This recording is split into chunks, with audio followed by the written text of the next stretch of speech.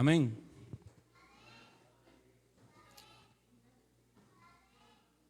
Vamos a continuar con esta enseñanza que tenemos. Diga conmigo, testigos de su resurrección. Hoy vamos a continuar exponiendo esta palabra.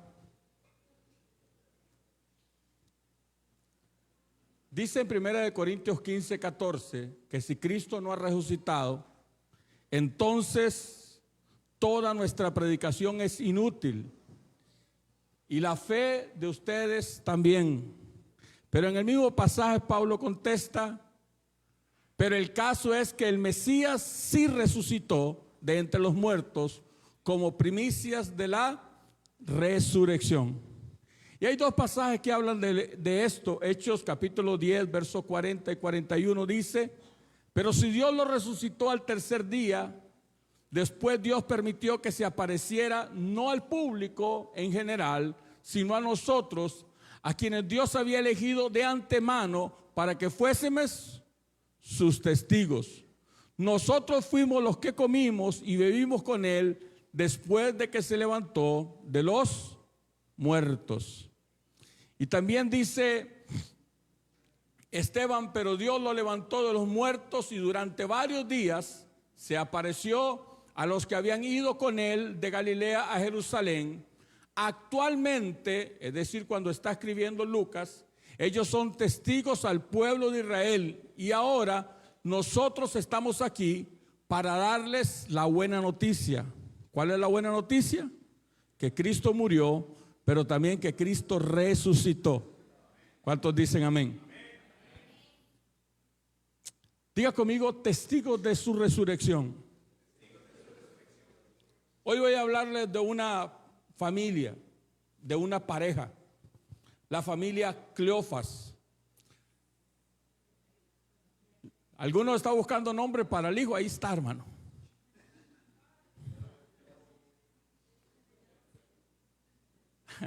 El primer testigo de su resurrección, vimos la semana pasada, fue María Magdalena. Mas como Jesús resucitó por la mañana, el primer día de la semana, apareció, diga conmigo, primeramente a María Magdalena. La segunda persona a la que él se le apareció fue a las mujeres. Mientras iban, Jesús les salió al encuentro y la saludó. Ellas corrieron hasta él, abrazaron sus pies y lo adoraron. La tercera persona a la que él se apareció, aparece en Lucas 24, 34. Es cierto, decían, el Señor ha resucitado y se le apareció a Simón. Es difícil saber si a Simón se le apareció antes de a la familia Cleofas o después de la familia Cleofas, porque hay una distancia como de 11 kilómetros. Pero vamos a dejar a Pedro en tercer lugar. Es muy particular, como les decía la semana pasada, que no hay ninguna evidencia de la aparición de Jesús a Pedro, es decir, no hay testimonio de eso. Pero tanto Pablo como Lucas lo mencionan. Los terceros son así. Lucas 24, 13 dice, este mismo día, ¿cuál es el mismo día? Jesús resucitó por la mañana y apareció a María Magdalena. Amén. Ese mismo día, pero al atardecer, ese mismo día, dos seguidores de Jesús iban camino al pueblo de Emaús, a unos 11 kilómetros de distancia. Tengo una pregunta para ustedes, los que son caminadores. ¿Cuánto dura uno para caminar 11 kilómetros? No caminando, sino hablando. 3 horas. Okay. Entonces podríamos pensar que ellos salieron bien cerca de las 3 de la tarde, ¿ok? Porque al anochecer estaban llegando a Emaús. Y durante esas 3 horas, en algún momento del caminar de esas 3 horas, Jesús empieza a caminar a la par de ellos y empieza a hablar con ellos. Amén.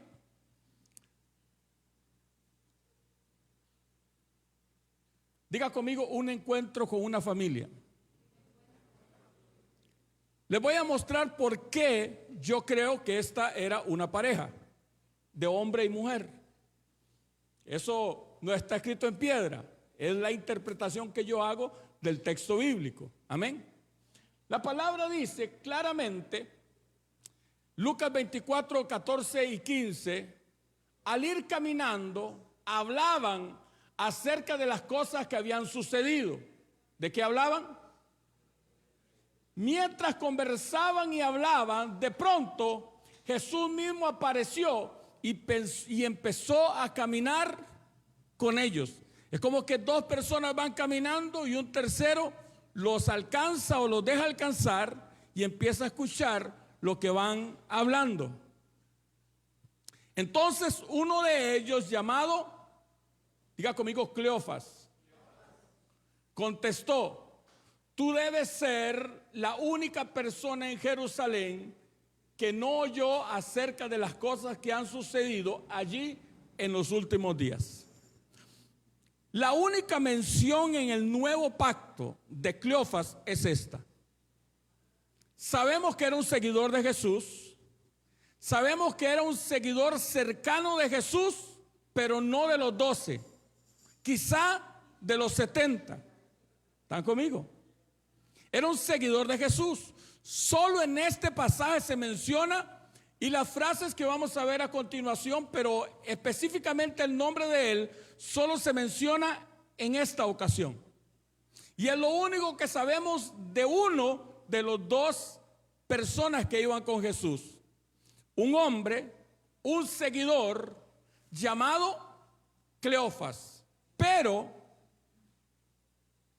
Juan 19, 25 dice esto: estaba en pie junto a la cruz.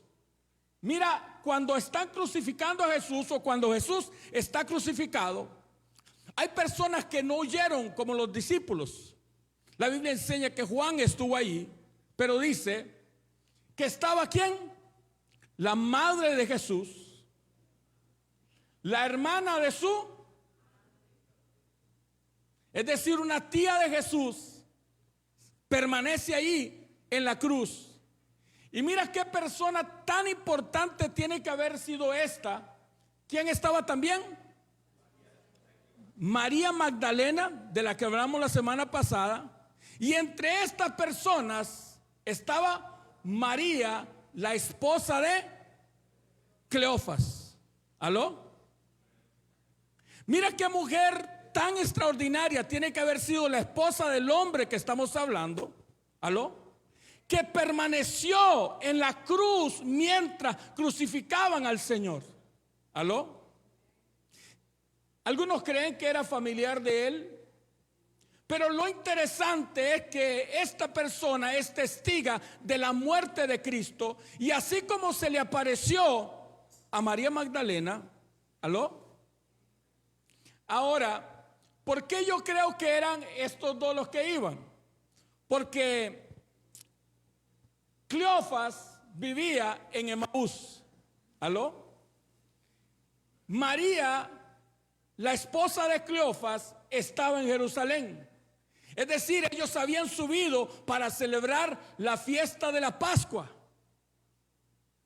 Y no es lógico pensar que Cleofas regresara solo a casa y dejara a María. ¿Aló? Por eso yo creo que son dos esposos que están regresando a casa después de la fiesta. Dice, llegaron a la aldea, el 28 y 29, a donde iban, y él hizo como que iba más lejos. Mas ellos lo detuvieron por fuerza diciendo: quédate con. Es decir, vivían en el mismo lugar. No le dijo uno: quédase conmigo, otro: no, quédese con nosotros, porque se hace tarde, el día se ha declinado. Entró pues a sentarse con ellos. Diga conmigo, con ellos. Más adelante vamos a ver que él está partiendo el pan en la misma casa con ellos, lo que a uno le hace pensar que eran personas que vivían en la misma casa. Por eso yo tiendo a pensar que Jesús se le apareció a una pareja. Dice, ¿qué importancia tiene eso? Lo voy a desarrollar en el proceso de la enseñanza. Cleofas es un diminutivo, un nombre corto del nombre, como Pao de Paola. Cleofas es el diminutivo de Cleopatros, que significa la gloria o el renombre del Padre. ¿Qué significa? Ves que uno, la gloria o el renombre del Padre le pondría al Hijo, pero Cleofas ni loco, ¿verdad? A mí me hace pensar que el postrer Adán está visitando en una figura a Adán y a Eva luego de ser expulsados del jardín, del paraíso, y está restaurando su hogar. La semana pasada les enseñé que el Señor se le aparece a María Magdalena como una figura de Eva siendo restaurada después de la caída. Y sin duda, la razón por la que no se menciona a Pedro es porque Pedro es una figura, o no se menciona la historia, Pedro es una figura de Adán siendo restaurado.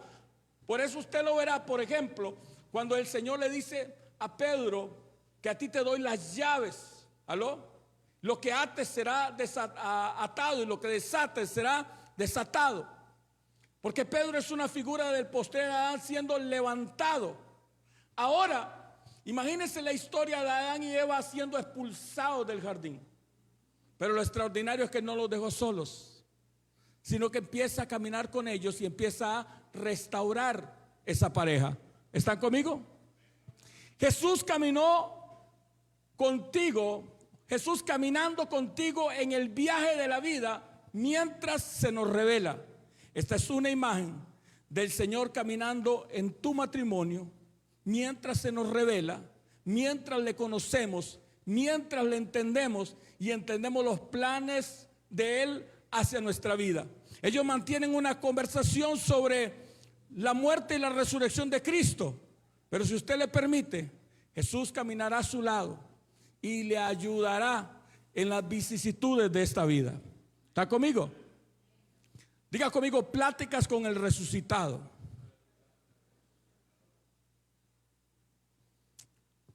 Dice el verso 15. Aconteció que yendo y hablando entre sí y preguntándose el uno al otro, el mismo Jesús llegó e iba con ellos juntamente. Parece que Jesús los alcanzó mientras ellos iban caminando. Es muy particular porque aquí describe la conversación o de dos amigos, pero más parece de dos esposos. Dos esposos que por un tiempo habían estado caminando muy cerca de Jesús. Y dice que ellos iban hablando, pero no solamente hablaban, sino que tenían preguntas. ¿Aló? Se cuestionaban lo que había pasado en los últimos días. El verso 16 dice: mas los ojos de ellos estaban velados para que no le... Había como un velo alrededor de ellos, que al igual como María cuando vio a Jesús resucitado y pensaba que era el hortelano, así ellos no entienden claramente que es nuestro Señor. Me gusta lo que dice Marcos. Marcos dice: mas después apareció, diga conmigo, en otra forma, a dos de ellos que iban caminando y yendo al camino. Esa parte de otra forma nos hace entender que de repente Jesús cambió la forma, pero no la naturaleza. ¿Está conmigo? Y les preguntó: ¿de qué vienen discutiendo tan profundamente por el camino? ¿Le ha pasado a usted, hermano, que no logra ponerse de acuerdo con la esposa acerca de las cosmovisiones de cómo vemos las cosas y la conversación se torna un poco profunda? ¿Aló? Ellos iban hablando y él se para y les dice: ¿de qué vienen discutiendo tan profundamente por el camino?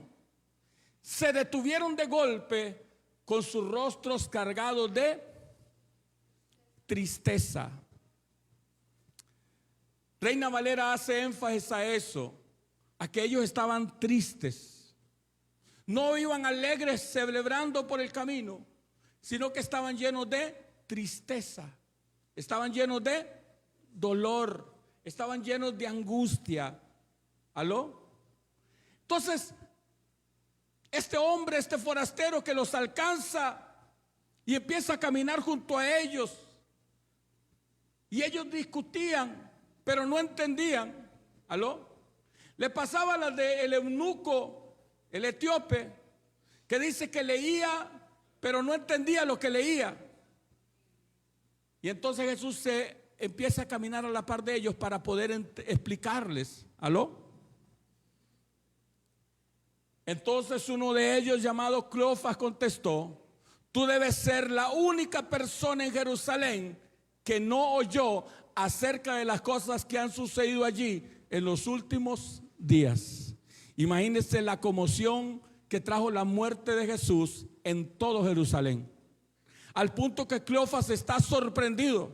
Y Cleofas le dice: usted debe ser la única persona que no ha escuchado todo lo que ha pasado en estos días, porque toda Jerusalén estaba conmovida. Por ejemplo, las cosas que pasaban en Pascua eran particulares.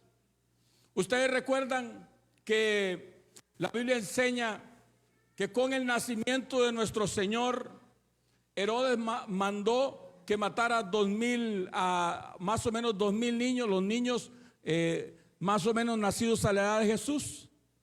Después del informe de los Reyes Magos, en una de esas Pascuas, los romanos mataron a unos 2,000 sacerdotes en el templo y terminaron la Pascua y los echaron a todos. Pasaban muchas cosas, porque todo el pueblo iba y se agolpaba alrededor del templo para poder celebrar, en tiendas para poder celebrar la Pascua.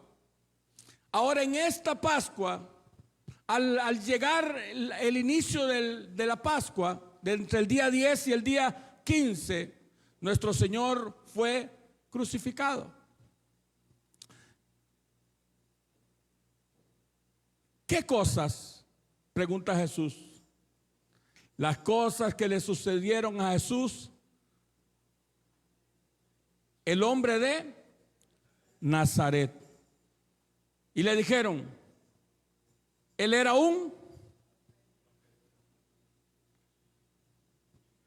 ellos no pensaban que él era un profeta. Ellos pensaban que él era un Mesías, o él era el Mesías. Lo que pasa es que al morir, ellos habían tenido que cambiar de manera de pensar, y entonces lo tienen que relegar a un profeta como Elías o un profeta como Eliseo. Y dicen: él era un profeta. Es el que está describiéndonos el concepto que ellos tenían de él. Número 2, dice: él era un hacedor de milagros poderosos. Diga conmigo: un hacedor de milagros poderosos. Era el concepto, era la fe que ellos tenían de quién era el resucitado. ¿Aló? Número 3, y también era un gran maestro a los ojos de Dios y a los ojos de él. ¿Era qué? Un gran maestro, un profeta, un hacedor de milagros. Ya no pensaban que era lo que ellos pensaban los últimos meses, que habían seguido al Señor, que habían seguido al maestro. Pero los principales sacerdotes y otros líderes religiosos lo entregaron para que fuese condenado a muerte y lo crucificaron. Y ellos, acá, hermano, tienen claros quiénes son los responsables de haber crucificado al Señor. Tienen claro que son los ancianos, tienen claro que son los líderes religiosos.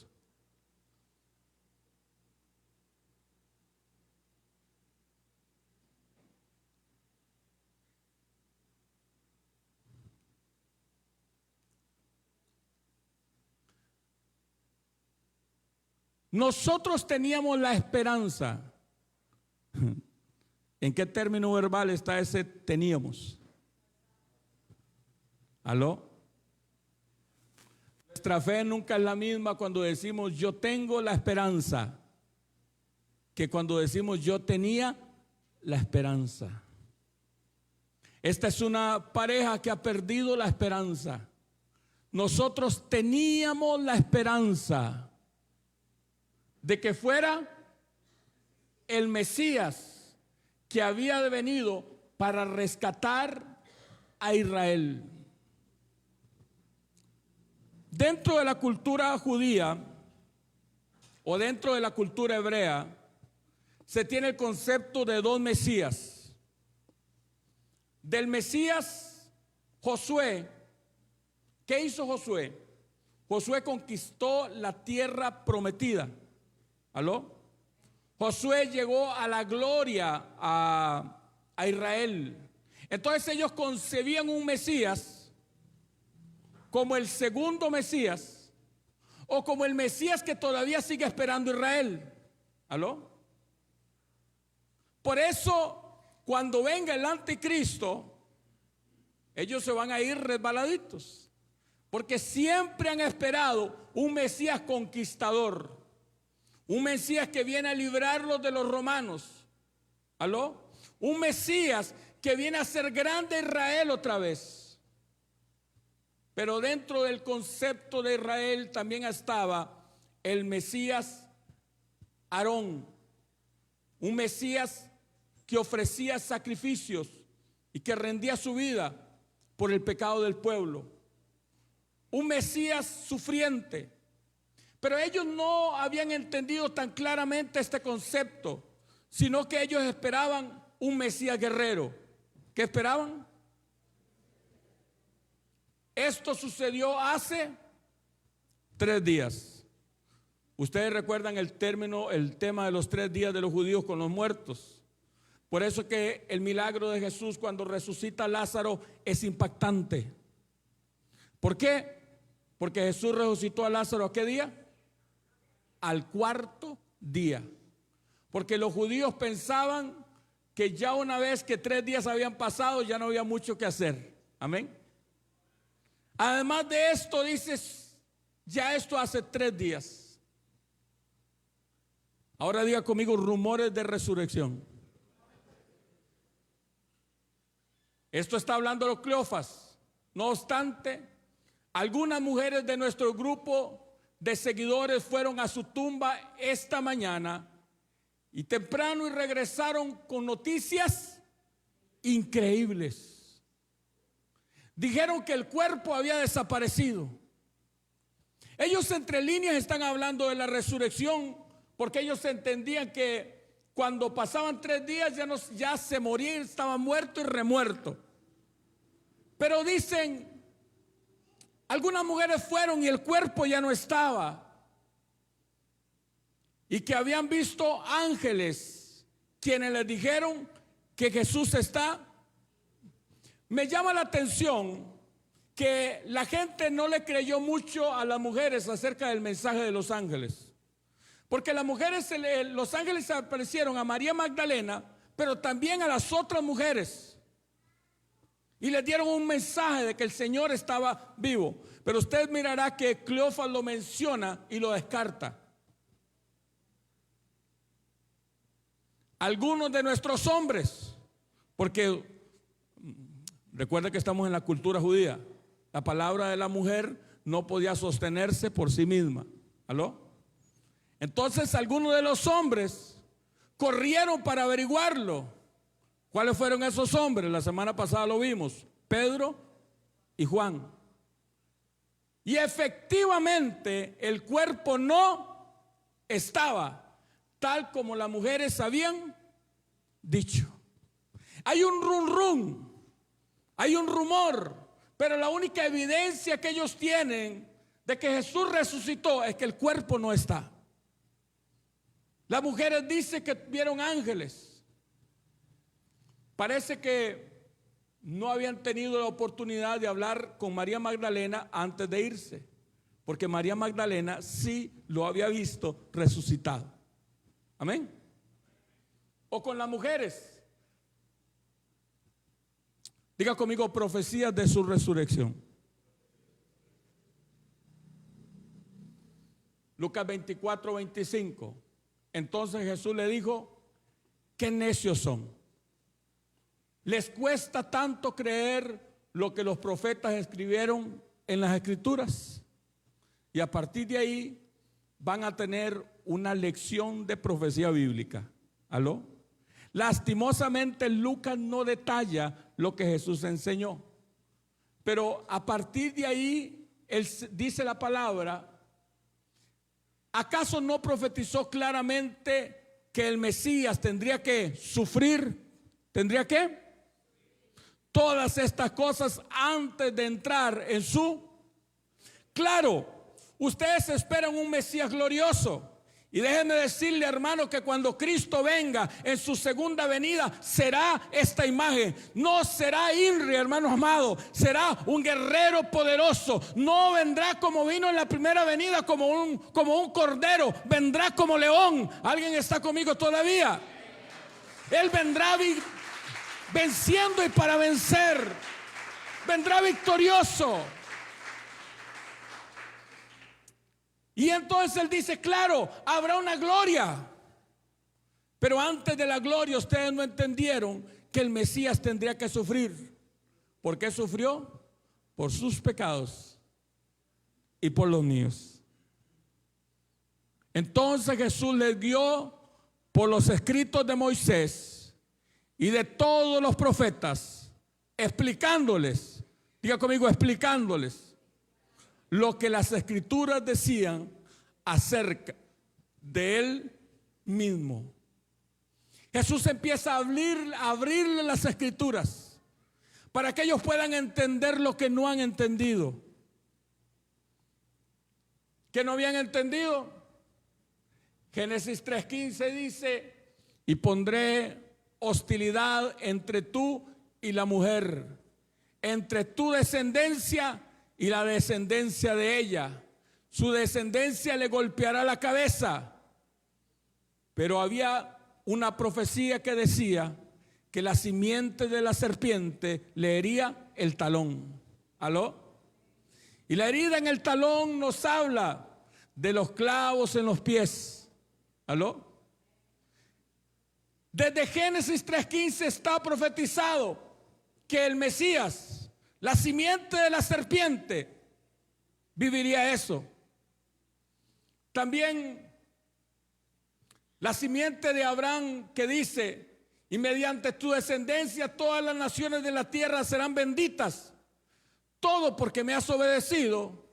De esa simiente se dice, Génesis 22:13, entonces Abraham levantó los ojos y vio un carnero, diga conmigo, un carnero, que estaba enredado por los cuernos en un matorral.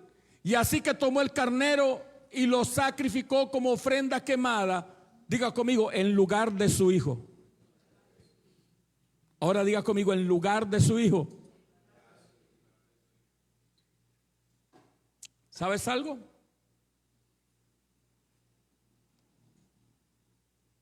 El pueblo de Israel nunca había entendido los sacrificios, a pesar de que los hicieron desde el tiempo de Caín y Abel.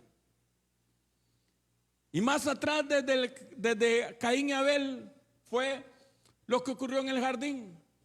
El Señor dijo: el día que comas, ciertamente morirás. Pero en el jardín no murieron Adán y Eva, pero sí murieron dos inocentes, de donde tomaron las túnicas para vestirlos a ellos. Después, Abel se presentó con una primicia. Después, Abraham presentó sus sacrificios. Estando en Egipto,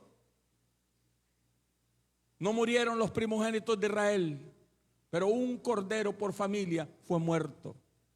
Y en toda la historia de Israel, año tras año, en la Pascua, moría un sustituto.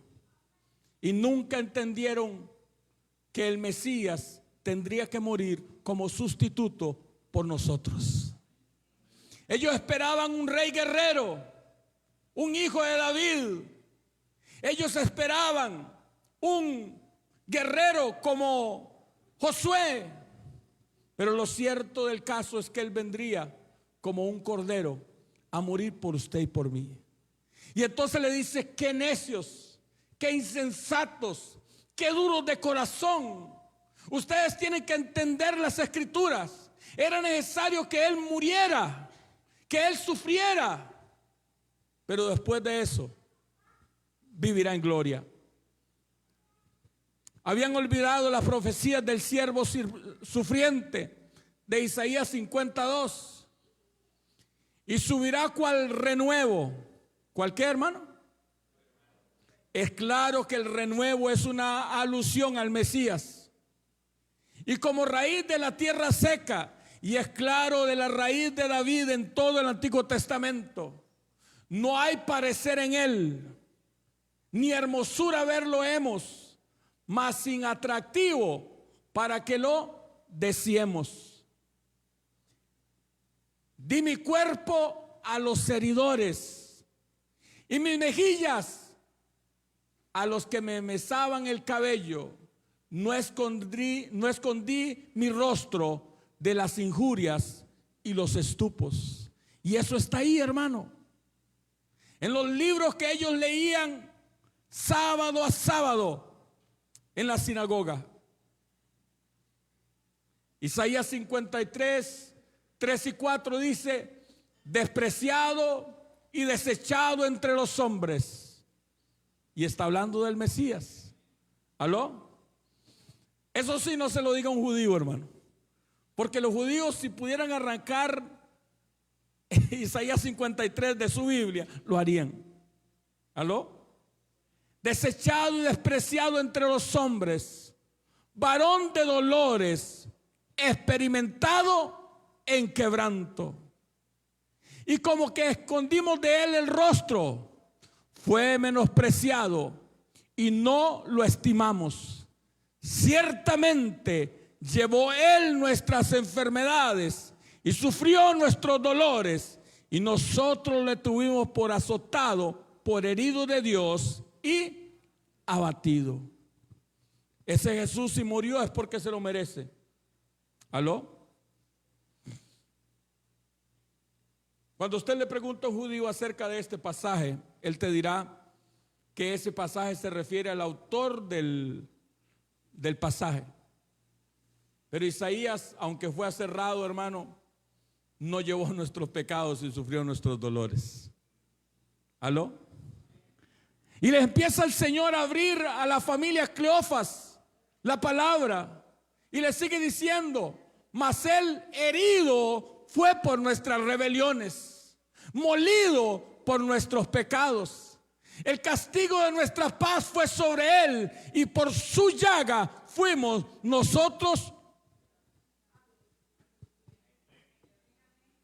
¿Aló?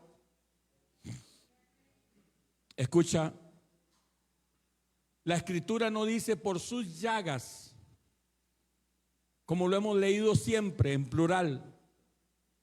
Dice que su cuerpo se había vuelto una sola llaga.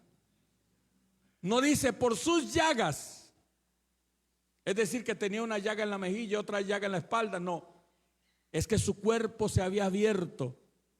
Por su llaga fuimos nosotros curados.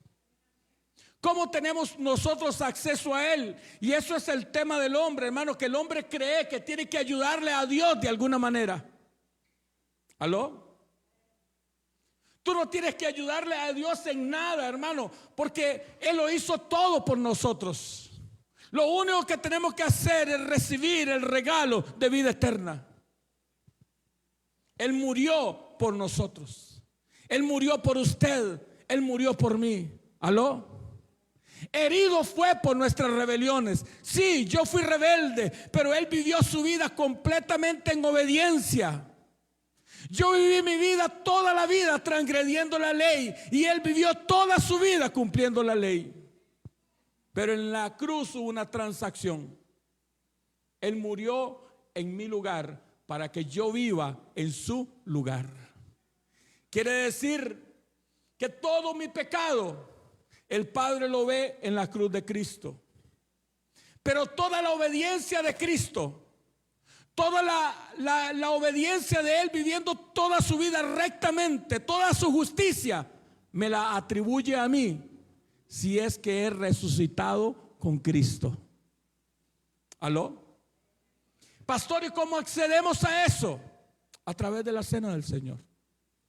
Porque yo recibí del Señor lo que también les he enseñado. Que el Señor Jesús, la noche que fue entregado, tomó pan. Y habiendo dado gracia, dijo: este es el nuevo pacto. ¿Aló? Comemos de su carne y bebemos de su sangre a través de la cena del Señor. El castigo de nuestra paz fue sobre Él. Usted no tiene que estar lleno de depresión. Usted no tiene que estar lleno de ansiedad. Usted no tiene que estar lleno de estrés, porque el castigo de nuestra paz fue sobre Él. Y por sus llagas fuimos nosotros curados. Todos nosotros nos descarriamos como ovejas, cada cual se apartó por su camino, mas Jehová cargó en Él el pecado. Mas Jehová cargó en Él. ¿Quién es Él? El Mesías, el siervo sufriente, el renuevo, la raíz de David. ¿Sabes que Jesús no es de Nazaret? Y esa parte, hermano, tiene que ver con las pésimas traducciones. Vamos a ver. Si Jesús es de Nazaret, ¿por qué cuando se fue a empadronar tuvo que ir a Belén a empadronarse y decir que él era de Belén? Porque la palabra ahí no es Nazaret, sino que es una palabra muy parecida, que es Netzer, que es una palabra que significa que es una raíz de olivo que nace de la raíz de olivo, pero en un lugar distinto.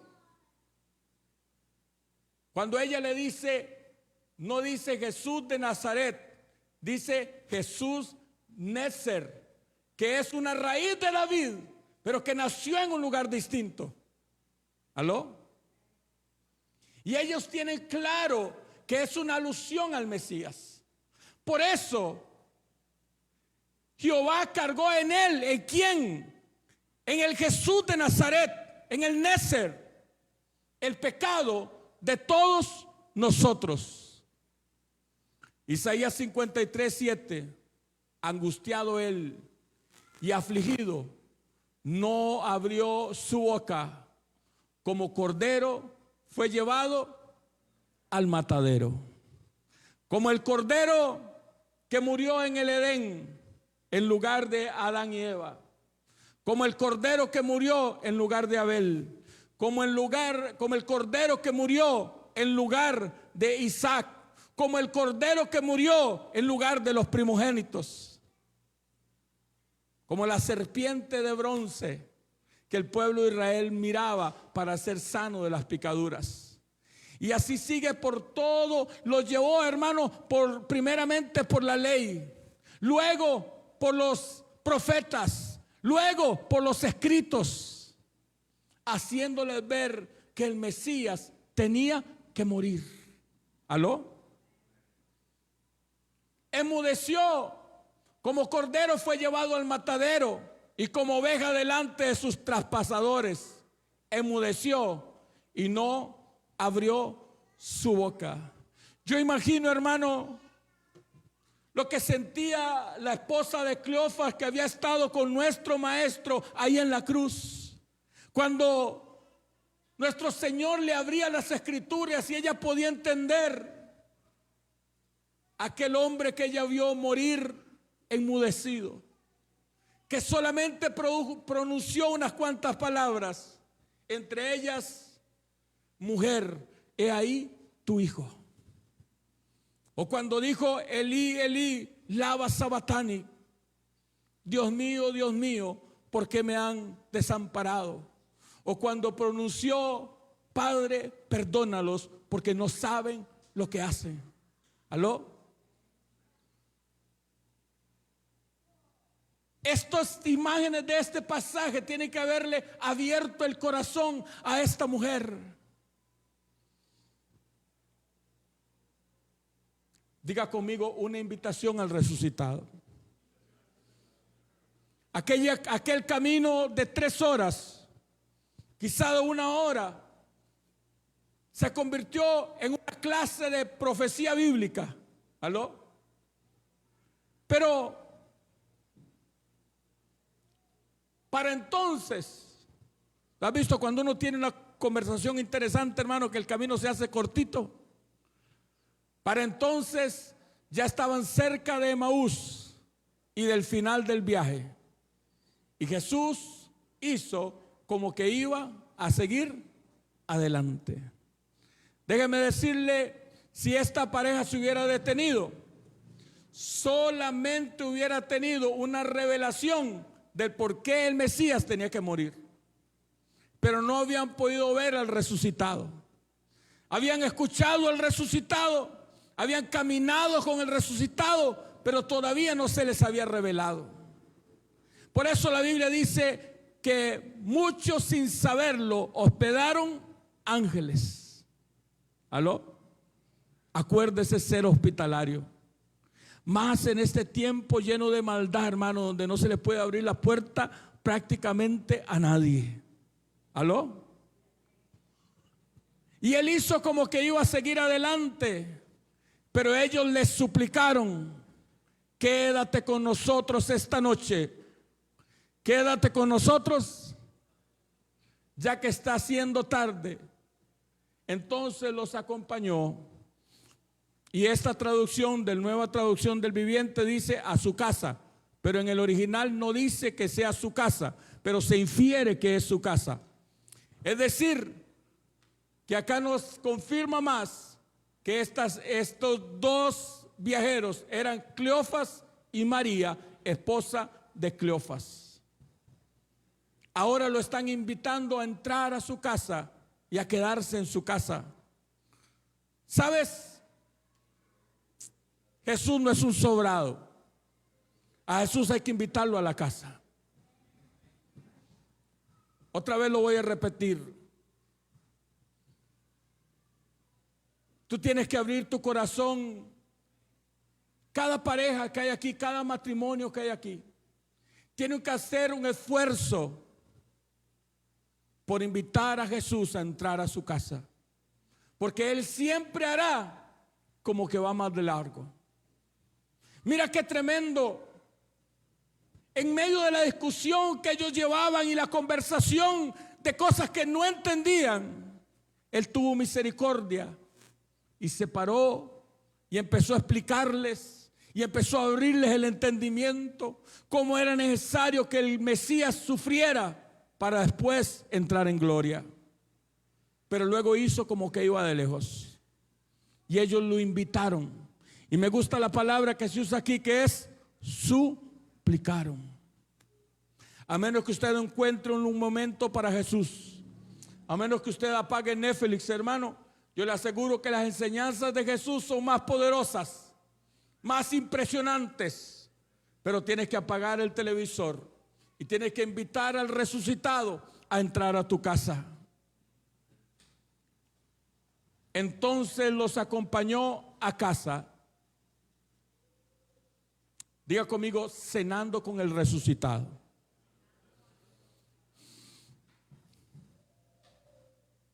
Y a continuación pasa esto. Al sentarse a comer, tomó el pan, lo bendijo y luego lo partió y se lo dio a ellos. No le conocieron en el camino, no conocieron su timbre de voz, no conocieron mientras les abría las escrituras, pero le reconocieron en la comunión, en el pan y en el vino. Esta es la primera vez que se celebra el pacto de la Santa Cena después de la muerte de Cristo. Ocurrió solamente un día después. Al caer la tarde de ese día, entró con ellos y comió el pan. ¿Aló? Este pasaje, por ejemplo, de la multiplicación de los 5,000, hace referencia a algo muy parecido. Luego Jesús tomó los panes, dio gracias a Dios, es decir, bendijo, y lo partió, lo distribuyó entre la gente. Esta manera como Jesús partió el pan debe haber sido muy significativo para ellos, porque ocurrieron lo que ocurre en la Santa Cena. Mira, diga conmigo: la revelación del resucitado. De pronto, pero no fue de pronto, fue mientras comían el pan y el vino, mientras participaban de la cena del Señor, se les abrieron los ojos y lo reconocieron. Mientras participamos de la cena del Señor, nuestros ojos se abren, nuestros oídos espirituales se abren. Cuando comemos de su cuerpo, es que por su llaga somos nosotros sanados. Los cánceres se desaparecen, la enfermedad se desaparece. ¿Aló? Porque por su llaga fuimos nosotros curados. Cuando partimos el pan y entendimos que es mi pecado el que lo partió, ¿aló? Es entonces cuando ocurre el milagro. Mientras partían el pan, de pronto se les abrieron los ojos y lo reconocieron. Pero en ese instante Jesús desapareció. ¿Por qué? Porque en la cena el Señor está espiritualmente. Ahora vamos a participar de la cena del Señor. Cuando participamos de la cena del Señor, usted come galleta, usted come pan, pero nuestro espíritu recibe la carne de Cristo. Usted toma vino, el vinito Wells, pero nuestro espíritu recibe los 9 beneficios del derramamiento de sangre. Porque en la cena participamos de Él en espíritu. No fue que aquel hombre, hermano, de repente salió por la puerta y ellos lo vieron donde salió corriendo. Fue que desapareció. Pero en la cena a nosotros no nos desaparece el Mesías, sino que se nos aparece el Mesías. Porque el que come de su carne y bebe de su sangre tiene vida eterna, y yo le resucitaré en el día postrero. Porque mi carne es verdadera comida y mi sangre es verdadera bebida. El que come de mi carne y bebe de mi sangre, en mí permanece y yo en él. Entonces se dijeron el uno al otro: ¿no ardía nuestro corazón cuando nos hablaba en el camino y nos explicaba las escrituras? Yo oro a Dios para que en esta mañana su corazón arda, entendiendo que fue nuestro pecado el que lo partió. Él no tenía por qué morir, murió en mi lugar. Cuando partimos el pan, fue nuestro pecado el que lo partió. ¿Cuántos dicen amén?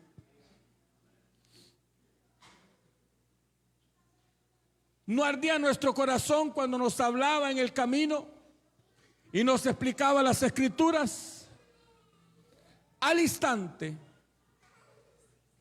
wow, al instante se pusieron en camino y regresaron a Jerusalén, y allí encontraron a los 11 que estaban reunidos con ellos. Otras 3 horas, pero ya ahora no de día, sino de noche. ¿Qué me enseña esto? Que a veces tomamos decisiones. Diga conmigo, no era el tiempo de regresar a casa. Pero ellos regresaron a casa porque habían perdido la esperanza. Porque dijeron, bueno, este era un profeta más, un hacedor de milagros más, un maestro más. Pero no entendieron que era el Mesías. Y cuando entendieron que el Mesías había aparecido ahí en su mesa y en el camino, entendieron que no podían quedarse con esa revelación solamente para ellos. Tenían que regresar a contarle a los discípulos. Y en esa noche, recuerde que el día empieza al caer la tarde, de tarde a tarde. En el segundo día empieza nuestra tercera enseñanza, que es cuando se le aparece a los discípulos. Amén. Esa misma noche se va a volver a aparecer a todos los discípulos, excepto que Tomás no estaba. Amén. Y Tomás va a estar en un capítulo aparte, de hoy en 15, si Dios lo permite. Amén. Bien, vamos a ponernos de pie. Vamos a despedir a los hermanos que están a través del internet.